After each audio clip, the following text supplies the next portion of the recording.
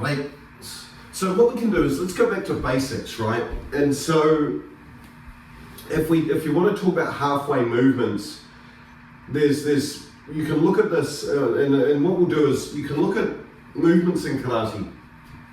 And I think when you start, you look at the beginning and the end, right? So you look at the end shape, right? So Gedan Barai might be here, and then and then, you know, the next one, of course, is here, right? And so you focus on that beginning and the end. The next piece that you learn is the actual functional movement, right? How the movement shifts between sort of one half and the other. So it's sort of like here to here to here, right? And then from there you move on to the piece in between. And so whenever you talk to anybody from Kung Fu or any kind of circular martial art, you hear a lot that karate is very linear, right? That sort of idea. You hear that story all the time. And I argue that it absolutely is not. But we'll talk about how it gets that reputation first. And then what we'll talk about is about how you add circularity to the techniques that comes later. Does that make sense? And it depends on what your function is and what the form is at the time. Okay, so what we're going to do is we're going to go up and down the floor, basically. We're going to do it in a very basic sense, and we're going to do it in a linear sense. So this is how you would teach white, yellow, orange, green, purple, brown, you know, that kind of thing first.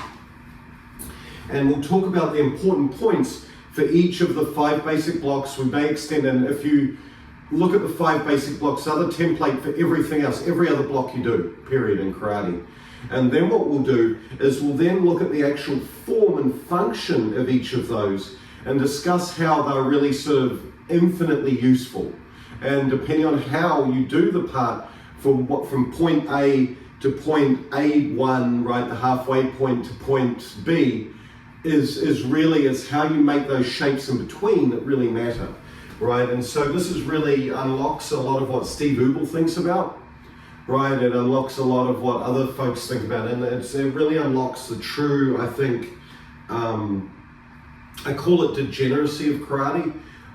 That's probably not the right word, but I'm a DNA guy, so I think of A, G, C, and T, right? The third base, whenever you're making proteins, is always can be anything, and that's degeneracy in the genetic code. I always think about that third piece is always the part that unlocks everything else, okay? Excuse me, allergies. So, from here, let's just go through just the movements, just basic, so like dead basic. So from here, just yoi, remember keeping your butt tucked, all of the things that we've talked about. From here, making Gedan Barai, hey, each, down. Good, so from here, as you move, just stepping forward and back just to loosen up, hey, each, 1 and 2. Knee, some, good, now you shut up, moving backwards, each, knee, some, good. Now, as you're stepping, even here, there's fundamentals you should be thinking about, right? What are they? Oh, is my back straight? Or am I loosening, right? You should be asking yourself, as I move, is my timing good? Am I doing this? Right? Those kinds of things. So even basics like fundamental things like posture and timing should be undercurrents of everything, yeah? Because if you can do them in dead basic, you can break them later on. Okay, you get a itch, knee, some, good, ushiro, itch, knee, some, good, Soto Uke, itch, knee, some, ushiro, itch, knee, some, good, uchike, itch, knee, some, ushiro, itch, knee, some, good, shituke, itch, knee, some, itch, knee, some, good, amen. Good, so we know the basic blocks, this is good, right?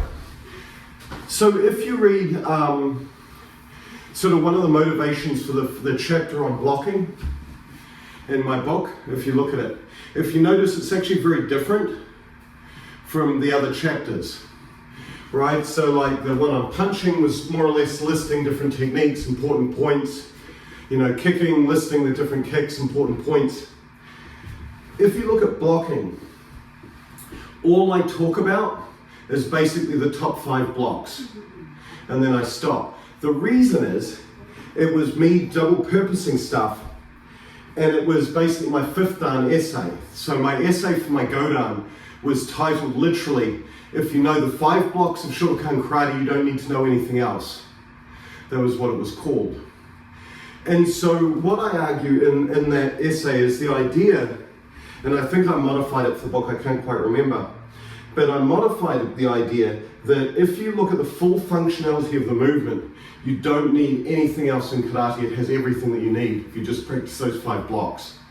Right, it was the idea. So, with that in mind, let's go through the halfway point. So my instructor back in New Zealand was always very strict. He was always this way. So when I first learned karate, in a slightly different style of Shotokan, we were told things like this was here, this pulled down, Uke would load here, pull across and come up. Soto Uke would load this way. Oh, sorry, it was all the way here, that's right, this way. Uke would load under the armpit, we've probably heard that one before, right, and block out. Shutuke was kind of the same, but basically I had to rechange some of the form. So what I want to do is I'm going to go through the form and the way that I do it. I'll show you places where you can sort of change, which will more, you'll notice these will be catch-alls. Now things that are not important, really, but I'll talk about why some things are different and why they're not, yeah?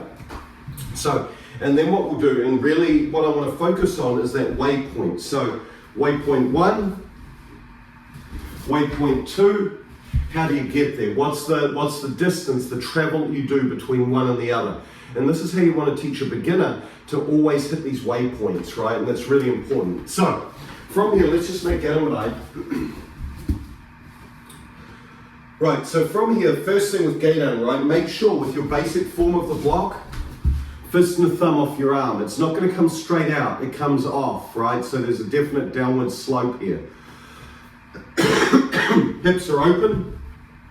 Your back, your punch is, if you just lift up, it's exactly where Kazamazuki would be, which is not expanded out, but rather you can connect both your back and your chest, right? Rear hand is back in such a way that, notice you can just sort of see my fingers sort of poking out. Some people say pull it all the way back, but that overextends, that's too far, right? It should be just here, but you definitely don't want to see anything of the arm, right? You want that to be gone.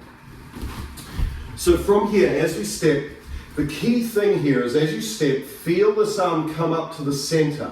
Feel it come to where your solar plex is, almost like you're making chokazuki. Okay, almost like a center punch right here. Not high, not low, center for basic. The other arm comes straight up and right beside the ear. Okay, this is where it sits. Now what you've got to do is, depending on your body structure, right? If you have a huge chest, which I don't, right? I have a weeny little like 10-year-old's chest. So as I squeeze, I can easily bring my elbows together. But notice I'm doing it in such a way that my shoulders don't lift. If you find that your chest muscles, your pecs are too big, that you can't bring your shoulders, your arms, your elbows together without lifting your shoulders, then you simply don't pull it as far. Does that make sense? You don't want to be loading down here, but you want that squeeze across the back, and you want that squeeze here, right? So for me, easy. What I tell people, you want your elbows to be connected like this. That's the key piece. So as you make that step, think about it just coming up, and if you notice my elbow, watch the pathway of my elbow, tell me if it does anything to move forward. That's all it does. So notice this elbow simply comes forward, almost like I'm making Muashi MP, right? This turn, or my MP if I dropped it down, right? It's simply coming up to this position. Does that make sense? So, when you're here, make the movement as simple and linear as possible. Whoomp. Does that make sense?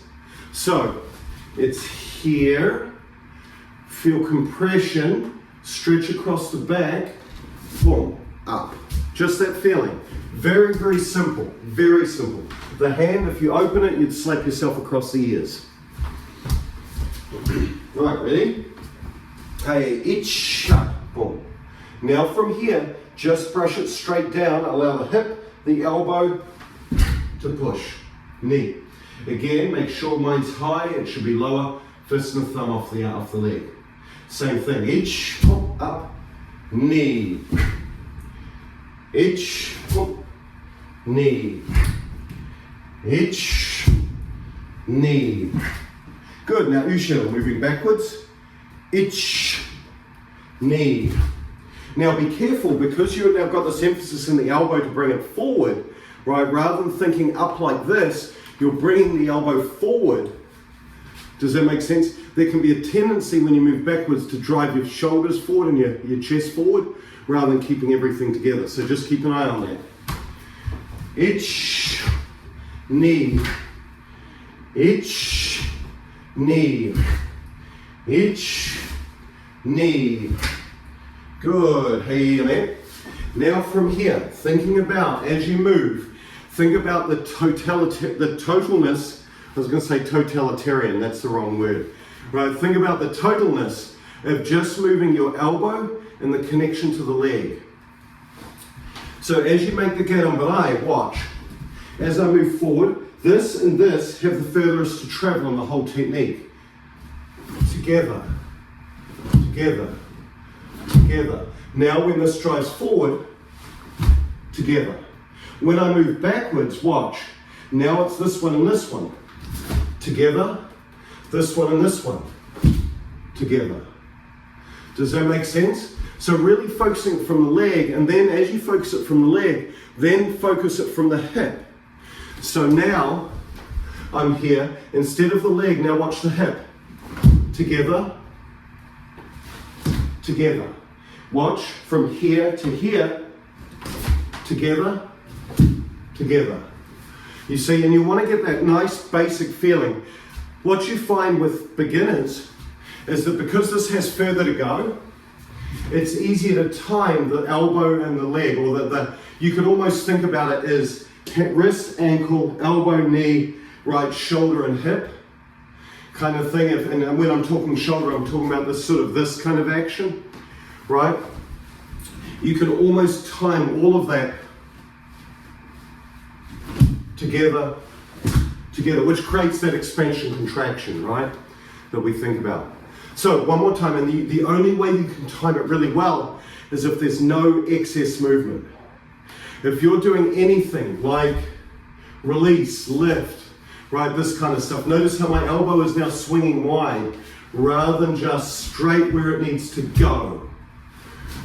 That will mess with the timing. Does that make sense? So from here, what I want you to do is the piece that usually moves the slowest is the leg. So what I want is from here, your back leg comes up, your elbow comes up, it's just going to be itch, up, itch, up, itch, then knee, drive. Just this feeling. So think about that pull, pull, contract, expand. And notice now I'm moving back to karate language, contraction, expansion of technique. Because the timing of all this together, contraction, expansion, right, happens together. And this is what they're getting at. Does that make sense? And this is simple, right? But it's important. Okay.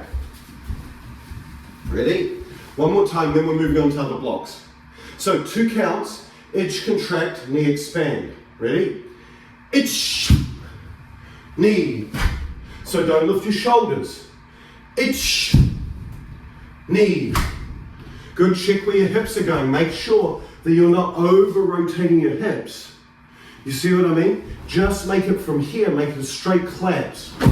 Center, center, center, forward. This is basic, you see?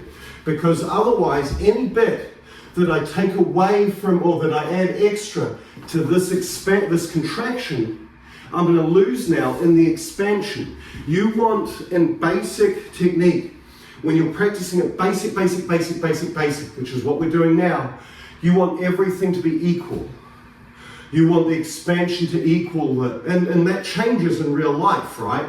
But you want, in Kihon, at least in dead basic Kihon, you want everything to be even, balanced, technically right. Does that make sense? And yeah, are there times when I changed up? Abso-freaking-lutely, right? I'll do and block this way because I want the linear action there, right? And hand shoulder. Oh yeah, that's not balanced at all, right? It's all form. But there are times and places for that. And dead basics up and down the lines, you want the ability to do dead basic whenever you want, because this is the fundamental which everything else is drawn off. Does that make sense? Okay, one more time. Sorry, I just let 2 counts. Hey, itch, knee, itch, knee, itch, knee, itch, knee. Ushiro, itch, knee, itch, knee, itch, knee, itch, knee. Good. Now notice how the feeling then, if you've been doing this right, how it should feel is that contraction should be really clear to you, right? Thunk, thunk, one single, thunk, one single, hum, one single, hum of everything of your entire body. Now keep that and roll it to 1-2, to the full block. Does that make sense? Don't lose that synchronicity that you've just worked on and the preciseness of the technique. Does that make sense? So ready? Hey. Ich, ni, some, she, ushiro, ich, ni, some, she. Good, hey. Does that make sense? And doesn't that help the technique feel better? Right? So I find whenever my technique feels like it's getting sloppy, right? Sometimes it starts feeling more and more less crisp and more kind of sloshy, like wet clothes. What I'll do is I'll go back to exactly this kind of drill of breaking it in half, linearizing everything out, making it simple. Does that make sense? Because that helps me later when I want to do something clever to make the block. Does that make sense? Because these other variations occur depending on what the opponent is doing. You see what I mean? This position here is great. This position here is great, but it doesn't catch everything. Right? Then I might need this coming in, so this hand may need to take a different path. This hand here might decide to slap someone in the face as it comes up. So instead of just pushing the elbow, I just leave the hand out. The elbow still makes the same path, but I let this do something else. You see what I mean? But having the fundamental piece from elbow to hip to knee together and coordinated is the key here. What this is doing doesn't matter. You can alter that. Okay, Uke, rising block. So Uke, as you all know, final position for it, right, is Kazamazuki. Basically, my camera's a little bit lower than me, so it looks like I'm punching super high. Right, it's Kazamazuki here. Elbow simply bends. It ends up a fist and a thumb off your forehead, and it ends up the wrist right in line with your nose. Anywhere else it turns to custard. A couple of other points is make sure that this elbow, see how it's up, it doesn't drop. You see a lot of people make it either this way or they make the block like this. It's not, it's where Kazamazuki would hit. But if you notice what that does by having this curvature here in the arm, it's not about someone hitting and sliding off. It's about protecting this side of your head. You see what I mean? So see how this whole side, this side here, is completely protected against a hook. Does that make sense? And that's what you want to be thinking about, is that feeling, that flavor, yeah? Now, as you load, I've seen many different variations on this. This is the one that I do. This is the one that I think is most correct. You do not meet the technique like this. This relies completely on the frontal delt. You do not have, if I took my shirt off and showed you my frontal delt, you would be amazed at the pitifulness of it, right? It's not a big muscle compared to the center delt, the shoulders, the back, all of these other muscles that I can use. I want to engage the largest amount of muscles possible into the technique. So Mikami Sensei, he was very, very clear in the way that he did this. And you'll see this, it's a pet peeve of mine, and people when I go up to New England, they're going to be doing it, I'm going to slap them, right? Just like when I was up in Buffalo, there were folks doing it. Not you, Deanna. But what they'll do is they'll pull across and then they lift up. This is not a good functional movement, right? When you think about time, that does not work.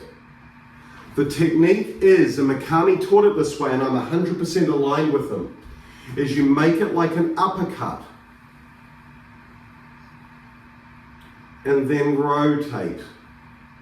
Now the important piece here is look at how my elbow moves.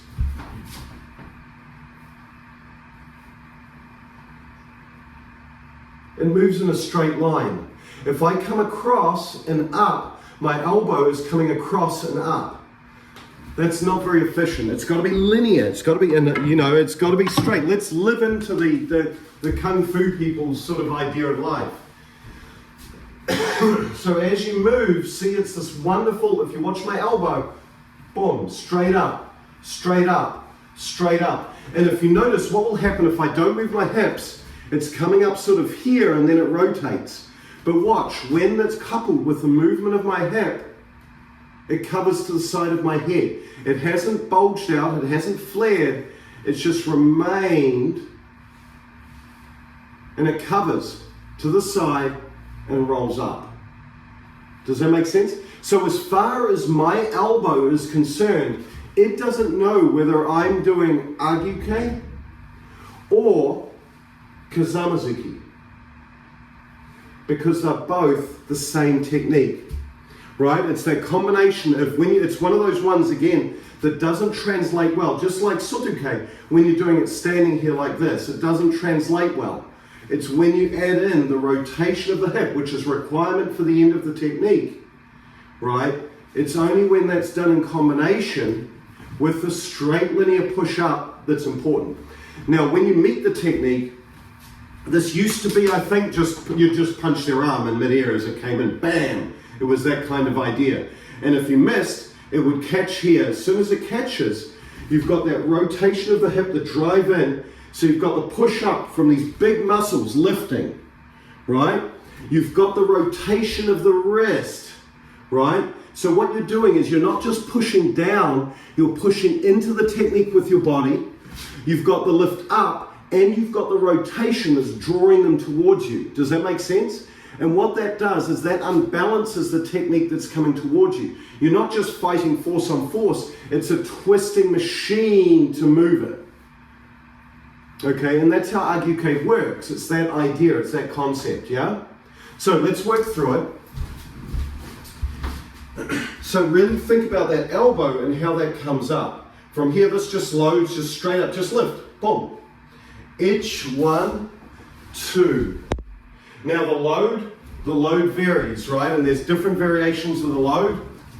I just leave it where it is. I just open my hand out. Some people push it out. Some people don't do anything anymore. I still open because it helps me time my back foot, right? But from here, knee, walk up. Sun, feel the rub of the elbow against the body the same way you would a regular punch. One more, shi. Good, now Ushiro. Ich. Knee. Some. Shi. Good, and up. Now, a little thing that I think is important is when you make the block itself, I think we're very good at this hand, but quite often we forget about this hand and we just sort of pull this back, right? And as we go back, we just pull it down. Can you see what's wrong there? Notice how my elbow is away from my body. One of the things you want to do, just like when you release Kazamazuki, do you just let it kind of flop back like this? Not at all, right? You turn the wrist to pull, right? No matter where it goes, whether it's relaxing, whether it's pulling into the next technique, you let the wrist go and release it. That keeps the elbow close. When you make Uke, what you'll find is that a lot of people will be here as they load. They go 1, this is all good. And then on 2, they go here and they make the cross here. What's the primary thing that you're blocking in Uke? Your face. Am I blocking my face right now? Not at all. So you've got to alter the timing slightly to here. So make, when we're talking about quarter pieces here of the technique, this release, right? As you're here, 1, drop that elbow, 2 to make that drive. And it's this action that becomes important. Now you don't want to make it all weird and awkward where it's sort of 1, 2, 3, but what you've got to do is you've got to make it part of the action. See how I'm just dropping and sinking the elbow down through and back to my hip, rather than just letting it go. You see what I mean? See the difference? So really think about that and think about see how it's right on my face. Everything's covered. My whole body, my face, everything is covered in the sort of 3/4 point of the technique. Does that make sense? That's really important. Okay, so let's think about that. Ready? Hey, ich, 1, 2, ni, sam, shi, ushiro, go, rok, shich, hach. Good, and relax. So now you think about timing between arms and legs, right? So as you make that timing, really think about, if I'm here, this hand opening, this squeeze. And then as you step, feel the swing of the hip of this one going forward to fire this elbow, and this one coming back to fire this elbow to make the block. Does that make sense? And the final piece, and I know I'm going to go to karate hell for this. When you make that Uke, you shouldn't be pushing down on this front hip. Let it come up. Let it lift slightly. Because that's moving with the technique in the direction that you need the technique to go. Don't push it in the opposite. Does that make sense? So watch, when I step, it's not just this idea of just this. See how that forced me forward? I can see how my posture's out. Let this hip rise with the technique. You see what I mean? Your hips, I know this is sacrilegious, but your hips don't remain absolutely level. They tilt, depending on the functionality of the technique. When you make Kazamazuki, you don't want it to be here. If I hold it level and I'm punching upwards, my body's moving this way, my momentum and center's moving this way, but the punch is going up. You want Kazamazuki to lift slightly. And I'm not saying do this, right? But I'm saying allow that emphasis to be in there, to allow in the direction you want to head. Right. Think about timing. Ready? Hey. Ich. Ni. Sam. Shi. Ushiro. Ich. Ni. Sam. Shi. Good, and relax. Okay, so last time, notice once again, we've got very linear movement of the elbows, don't we? Right, just like Gedan Barai, it was forward and drop. Forward, just straight up and drop, boom, down. Right, boom, hammer. Right, Uke, one action. If I'm punching, one action, it's the same. Right? You could do one of those, the old photos where it's several exposures laid on top of each other. And I could, in theory, do Uke and Kazamazuki, and from here back, everything would be the same. right? It's just this that's changing position. Okay, so from here now, try doing it quick, getting that leg snapping up to make this, and then driving everything forward. So make it that 1-2 kind of feeling that we had before. So we'll go up and back with 1-2, and then we'll go up and back with just a single count, but try and preserve that feeling, yeah? Ready? Hey. Itch. So it's got to be quick. Now knee. Itch. Knee. So you've got to be super quick because you only have this amount of time to get your leg up. Itch. Knee. Itch. Knee. Now ushiro, backwards. Itch. Knee. Notice on the way back, it's harder, right, to get in that small amount of time for the hand opening. Why? Because you've got to shift your body weight. On the way forward, you didn't. So really use your hip to squeeze and sink back. Itch. Squeeze. Knee. Because if you go to shift and push through your leg, it's going to be too slow. You've got to rely on this collapsing to get that back. Itch. Knee. One more. Itch. Knee. Good, and relax. Right, you killed it. 1 count, same feeling. Ready? Itch. Knee. Some. She. Go. God, I can get 5 steps in. Now backwards. Itch. Knee. Some. She. Good, and relax. So sort of watching you, what you're doing in some ways is you're focusing, when you do those fast ones, one of the purposes of those is to really get the feeling of not just contraction, expansion in your upper body, but make sure it's occurring in the lower body as well. Does that make sense? All of these blocks have to be total body actions, right? They can't be suddenly, oh, I'm just thinking about my top hand. Or this ends up being sort of soft, getting the leg up.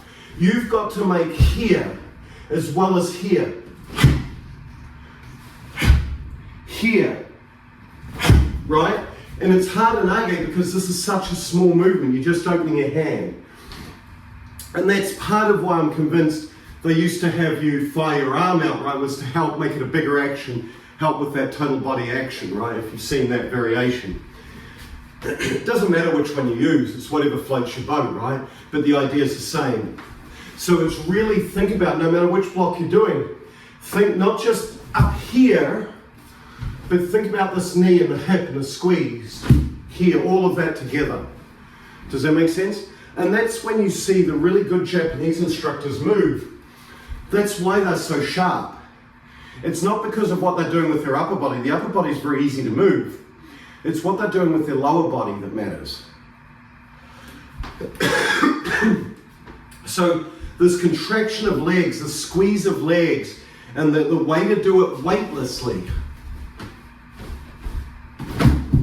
is important. It's the ability to just squeeze. You see what I mean? That's the important part. And have that constantly part of your mind. You see what I mean? And that provides that squeeze, but then allowing it to be fluid and flexible and easy, and it becomes the next piece. Right, won't get through all 5 blocks because I'm a loser. You already knew that. But what we're going to do is we're going to do Soto Uke now. Okay? And that'll be as far as we get for today. I'll carry on with these on Tuesday if you like. I have no travel until the 22nd, and even that won't affect you, so. Okay, so from here, making zenkuts again. So the final position of Soto Uke should be 1 fist width off the body, right angles, right? So why 1 fist width? Well, that allows you to fully engage your chest. Any further out, your chest disengages, your back disengages, right? Even by a centimeter, right? Like, sorry, for the Americans, 1/2 inch, right? If you go any further out than a centimeter, everything turns to custard. It's got to be here and connected. But at the same time, when you have people contract here, quite often they also contract here. You've got to make sure they're out at right angles. Why right angles? If I lift up a really heavy weight, so here we go, I have my 2.5 pound weight, right, because I'm super strong. The hardest part of the lift when I'm doing a bicep curl is here to here, and the other part that's really hard is from here to here. The reason is that the way that your muscle fibers work is you have actin and myosin filaments, right, basically that join the muscle. And what they do is they effectively hold hands and they kind of row over each other, right, to connect. So when you imagine my arm all stretched out, it looks like this. When I get to the halfway point, notice how I've got all of this contact between my fingers? That's lots of holding hands and the muscle filaments. When I contract all the way up, they kind of overlap. Notice how I've actually got less contact between my fingers. So this is why when I'm out here, really kind of weak, really hard to pull. When I'm here, really hard to pull, but through the middle, everything's good. So at right angles, this is the strongest position I can hold my arm. That's number one. Number two is notice here, if I look at the total distance from my arm to the technique, so notice some of the strongest distance. Immediately what happens is as I stretch further out, we'll do it this way first, right? So if you look, I'm going to put my arm at the bottom, so right angle, see how it's fist to the top of the stick? That's the total coverage I've got on my body. As I stretch further out, notice how that total coverage is less. It's now this, right? I want to cover the maximum amount of my body. If I go any deeper, right, I can cover a little bit more, but when you look at it, the net gain is about a fist width. It's not much, right, that I get by going all the way in here. The thing that you lose, the trade-off is this. Notice the amount of distance that I've got away from my body. So notice I'm fist width off my hip with my elbow. This is at right angles. This is the distance or the amount of time that I have. If I go further out, I gain time. If I come closer in, I lose time. It only takes them this amount of time to hit me. Distance and time are related, right?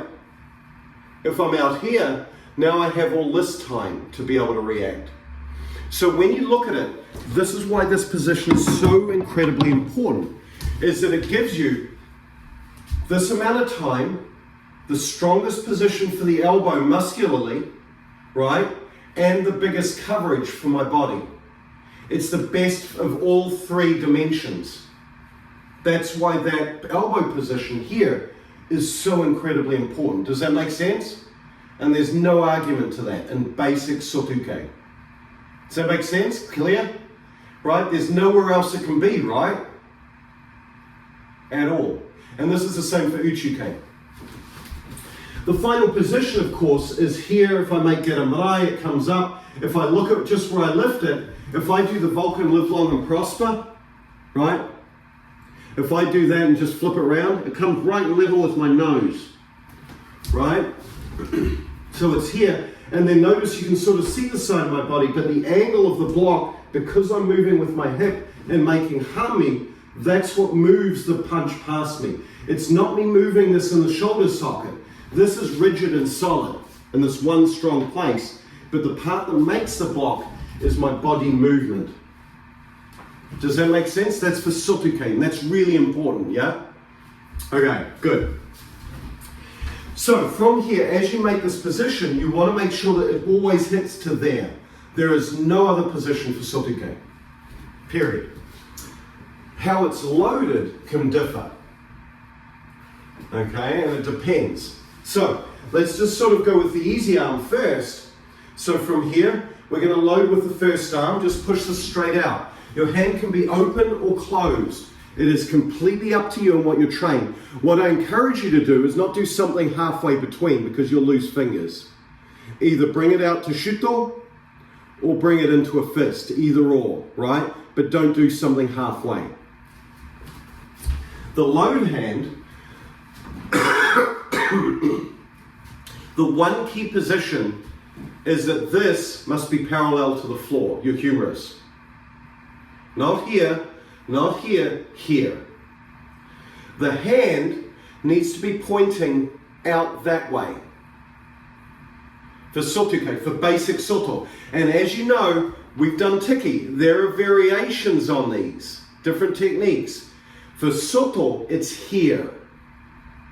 Because this is loading for the next technique. Is this a block? Absolutely. Right? And we'll talk about that more. The only other variation, so my instructor was a big guy. I'm actually bigger than him, which kind of scares me. I never realized it at the time. But he's probably about... So this is me as a baby black belt. Right, so maybe hard to see. So if you look on there, where am I? I'm there, that's me, all skinny and stuff. The bald, scary guy, that was my instructor. So he was about my size, this back in New Zealand. So he trained in Japan, did the instructor's class with Kanazawa sensei right there. Right, so as you sort of, as you look through this, he's about my size, a big dude. And when he would do, so his sort of story is that he was in Japan for about 13 years and was Abe Sensei's sort of guy. He was looked after by Abe. And then when Kanazawa split in 77, he went with Kanazawa Sensei, did the instructor training course with Kanazawa in Japan. He was also Yahada's sparring partner when they toured the US in the sort of mid-70s, as he went around the US. He's very, very good. A little bit psychopathic, but incredibly good at karate. But anyway, what he would do is he would load out here. And the reason he would load out here is because he was a big guy. It was about this idea of whoop, this feeling. Whereas the one that's more common is, little finger, rotate it really far, hold it by your ear, real tight and bring it around. That is perfectly acceptable as well. It depends if you want to just clobber it or have that little bit of push outwards as you make the technique. For me, I find that the rotation of my hip coupled with the rotation of my wrist is more than enough with the connection of the elbow. I don't need my elbow going in and my forearm going out as I move. So I have mine here and just bring it all round, and it's a nice, simple, synchronous movement. That being said, can I lock back to here? Yeah, absolutely. Right? But my preference for me when I'm doing, notice there's a lot of I statements here. My preference for me is here, simple, easy action. To develop the rotation at the right time, to develop the hip and the elbow at the right time, without worrying about, well, when do I push this forward? Right? Because that's another dimension that I just don't want to even deal with. And it's really useful to have the pushing forward action when you're rotating away, but when you're linearly coming in, it's completely useless and counterproductive. Right? When you're moving forward and back like in a Sanbon Suzuki situation, it's not useful for beginners. It only becomes useful when you're here, and see how I just sunk it in with the torque as I was rotating away. And then it makes sense. But when you're moving linearly backwards, it doesn't make any sense. Does that make sense? Yeah. So, and again, that's personal preference, nothing more, nothing less. Do what you like. Key thing, this straight, this pointing that way, and rotation at the right time. Okay, so from here, let's just make the position. Whether you make it here or here, I don't care. Ready? Ich, knee, ich, knee, ich, knee, ich, knee. Good, so the question you're all asking is, when do I make this rotation? Does the rotation happen, so watch, I could make the rotation here, just as I move. You don't need to. As I come down, look, as my hips move, see how I don't even need to rotate my wrist, I just leave it. When it touches whatever I'm touching, then I make the rotation, boom. And that, boom, just happens with the connection. Because what Soto Uke eventually begins, the actual business end of the technique, is here, right? I'm in kamai, either here or here, wherever I hold my wrist. And then as I make the connection, my hip drops, my elbow twists. Oh, that's Soto Uke, that's what it becomes. This, You see what I mean? So it's down, twist, down, twist, down, twist as the connection happens. So it's the same point, right? When I make Gedan Barai, when do I twist my hand? Do I twist it here? No. You twist it, touch with the back of the wrist, and then rotate. When you make allergy, you come up, you make that contact, you twist. Why? So why is it there? Because if you grab hold of your wrist, right? Try and, if you're here and you hold it really tight, notice you can twist it easily. Right? If you're here and or if you push against your own arm, so I'm gonna, this is the block arm, this is the punch arm, push hard against this arm. Now try and just use your arm to push it out. It's really hard, isn't it, to move this hand. So I'm using this arm to push out this way. I push against it with this. Really hard to move it, right? Just twist your wrist. It moved. So push as hard as you can back towards yourself with this arm here. Push hard. Now try and push it forward, just using muscular power. It's going to be pretty even unless you've got one arm that's really stronger than the other. Now I want it to move. Just rotate this hand. You see what I mean? The rotation provides the strength and the technique. That's the meaty part of the block. It's not this momentum that makes the block. It's the simple rotation from going from skinny to fat. That's what provides in all of your blocks. That's the blocking power there. All the rest of it is just getting used to getting wherever this needs to be, to touch, and then rotate with the hips and coupled with the body. It's about teaching your hips and body to connect and move together. Does that make sense? To teach it to be able to grab. That's the important part. And that's for any blocks, because all these blocks eventually become just, oh, here's Soto Uke. Oh, here's Uke. Here's Nagashi-Uke. Oh, there's the rotation of draw. You know what I mean? It's just this rotation of the wrist coupled with hip. You see what I mean? That's all karate becomes. But this basic piece, why do all the other crap? Well, now I'm, how about that? There's a wrist turn here. Because I'm practicing blocking. I'm practicing blocking or punching. So when I do Soto Uke, it's not just this that matters. It's this, it's this, it's this that all matter. You see what I mean? They're all individual techniques. Basics are designed in such a way to give you, this, Nagashi-Uke, MP. It's teaching you to do, if you do it as linearly and as clean as possible, all of those basic techniques, you're doing 1,000 different basic techniques and practicing them all in one.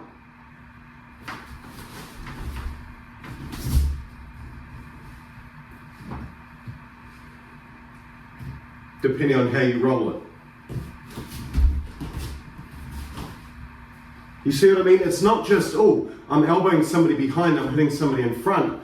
No, you're completely covering your entire body. So when you smooth this out and you make it circular, you can cover all sorts of things. You see what I mean? But it's because my elbows know where to go. It doesn't matter what I do with my forearms, my elbows still are making linear movement. You see what I mean? As I move. And that's the cleverness of it. Pretty cool, right? Okay, so what we're going to do is let's stop here. I know that Mike's he's so riveted he had to go, but he's staying because this is exciting. What we'll do is let's finish off with Soto Uke later. Okay, but we'll stop here for today. Is this useful? This is dead basic, right? But this is why the basics matter and why you should do it linearly, even though I know it's very cool for people not to do it basically. But this is why Rob and folks like that are always, you've got to go back to basics. You've got to understand them, right? And you've got to make your body do them linearly, right? The very best people in the world, who are the fanciest in the world, you look at Steve move, you look at Scott move, you look at Matt Payne move, you look at any of those people who I think are, even go name your Japanese person of choice. You watch them move and you go, holy crap, my body can never replicate that. But if you look at them, no matter whatever the fancy thing is they're doing, if you ask them, do Gedan Barai, dead basic, they can do it.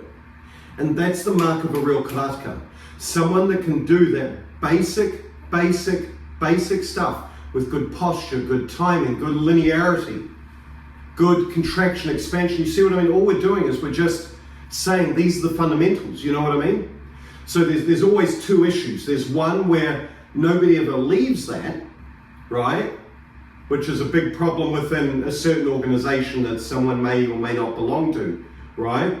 Where they just do dead basics forever and they're just doing brown belt karate. But then there's also the problem of people who leave it behind and become too fancy and never go back to them, right? So they lose their ability to do dead basic. What you've got to do is you've got to understand that the fundamental name for basic is kihon, fundamental. And so kihon waza is the fundamental piece. You should always go back to the root of the tree, but not be afraid to explore the branches. You see what I mean? And you can see multiple cases where people never leave the root of the tree, or they get lost in the branches. You see what I mean? And you've got to be aware of the entire tree. And now I'm starting to get, pretty soon I'll start talking about cows and ox that you're trying to find in forests, right? But that's the whole point of karate, right? It's about that journey. And if you haven't read it, there's a really neat one. Kazumi Tabata wrote a book, and it's also in a lot of Zen readings where they'll talk about finding oxes and things like that. Just check that out. It's kind of trippy, but if you look at it, that's where karate goes. It's a whole shuhari journey, but in a lot more steps. Okay, cool. Okay, hey, Sudach. Hey. So I guess my message is, look at the whole tree, right? Don't just, not just roots, not just branches. Look at the whole tree. But also make sure that those who need to look at the roots at that time in their training are looking at those roots and make that fundamentally part of what they do. That's the Shodan test. That's the point of it, right? And, those who don't want to look at the leaves, you can't change their mind anyway, so it's okay.